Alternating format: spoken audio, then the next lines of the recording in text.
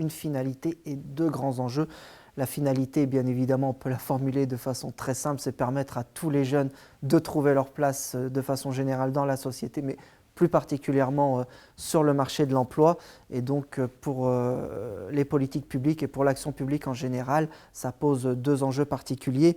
Le premier, il est relatif un peu au modèle de socialisation dans lequel sont immergés tous les jeunes aujourd'hui et qui est totalement orienté vers la recherche d'autonomie. C'est accompagner les jeunes dans une quête de sens vis-à-vis de leur parcours et leur permettre de se projeter dans quelque chose qu'ils aiment et qui a pour eux un certain sens. C'est donc pour cela leur ouvrir le champ des possibles, leur dévoiler ce qui existe autour d'eux et permettre tout simplement à ces jeunes de pouvoir opérer des choix dans leur parcours. Donc ça, c'est quelque chose, je dirais, qui s'adresse à l'ensemble de la jeunesse contemporaine. C'est quelque chose qui est spécifique. On est dans un accompagnement des jeunes, dans de l'expérimentation en vue de trouver sa place.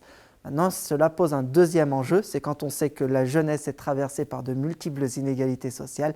Il n'existe pas une jeunesse, mais des jeunesses. La jeunesse est plurielle. Donc le deuxième enjeu, vous l'avez compris, c'est celui de la lutte contre les inégalités sociales, en partant de cette idée qu'un jeune, pour construire son parcours, eh bien, emprunte aux ressources sociales, économiques, culturelles de son environnement immédiat, la cellule familiale, le territoire, etc. Et donc tous les jeunes ne sont pas dotés en capitaux de la même manière, et donc pour cela ça appelle à une intervention correctrice de ces inégalités en accompagnant de manière peut-être plus spécifique les jeunes les plus vulnérables ou les moins dotés en ressources. La principale spécificité des jeunes résidant dans les quartiers de la politique de la ville, c'est malheureusement le taux de décrochage scolaire beaucoup plus important. C'est des orientations scolaires inégales puisqu'ils sont surreprésentés dans les filières professionnelles arrivées au lycée et sous-représentés dans les filières générales, ce qui en soi ne pose pas problème, sauf que ce déséquilibre statistique nous amène à poser tout simplement la question de ce qui relève de choix délibérés et de choix contraints dans les parcours. Et puis c'est un taux de chômage beaucoup plus important, beaucoup plus élevé, puisqu'en 2016, le taux de chômage de la population active des jeunes de moins de 30 ans dans les QPV était d'environ 35% contre environ 17% pour celui de la jeunesse contemporaine, enfin de l'ensemble de la jeunesse. Donc il y a des inégalités qui sont extrêmement fortes, qui montrent bien qu'il y a un effet territoire à prendre en compte. Donc cela appelle en termes d'enjeux de l'action publique, eh bien, à inscrire de l'intervention en proximité et avec des accompagnements plus ciblés.